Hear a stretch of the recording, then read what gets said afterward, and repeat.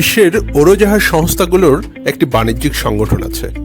এর নাম international air transport association, সংক্ষেপে বলে IATA।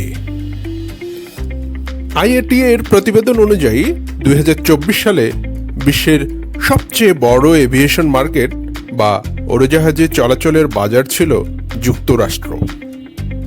সে বছর দেশটিতে 87 কোটি 60 লাখ যাত্রী আকাশপথে ভ্রমণ করেছেন।